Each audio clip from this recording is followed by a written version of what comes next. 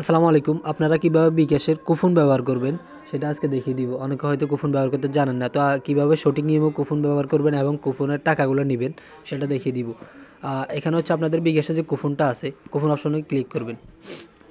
আচ্ছা, ক্লিক করার পর এখানে কিন্তু আপনাদের যদি কুপন থাকে তাহলে কুপন দেখাবে। তো আমার এখানে কিন্তু বর্তমানে ক্যাশ আউটের একটা কুপন আছে। আপনাদের এখানে হয়তো মোবাইল রিচার্জের কুপন থাকতে পারে এবং পেমেন্টের কুপন থাকতে পারে। সেম নিয়মে কিন্তু আপনারা ব্যবহার করবেন।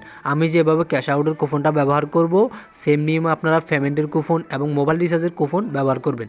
তো এখানে আমি সিম্পলি ক্যাশ আউটের যে কুপনটা আছে এটা ব্যবহার করার জন্য এটা ইউজ নাও, এখানে যে ইউজ নাও আছে, ইউজ নাওতে ক্লিক করব।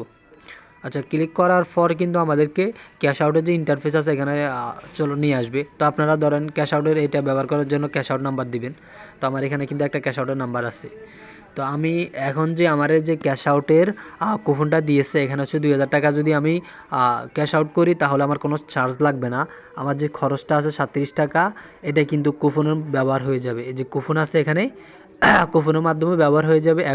এবং আপনারা যদি উপরে দেখেন এখানে উপরে কিন্তু নো চার্জ নামে লেখা আসছে, মানে কোনো চার্জ লাগবে না। 2000 টাকা আমি কুপন ব্যবহার করে ফ্রিতে চার্জ ছাড়া 2000 টাকা উত্তোলন করতে পারবো, ক্যাশ আউট করতে পারবো।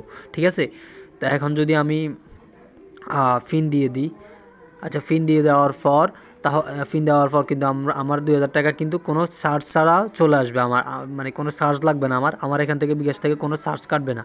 তো আমি যদি ক্যাশ আউট করি, এখন তো আমি ক্যাশ আউট করবো না। আপনারা যদি ক্যাশ আউট করেন তাহলে চাপ দিয়ে ধরে ক্যাশ আউট করে ফেলবেন।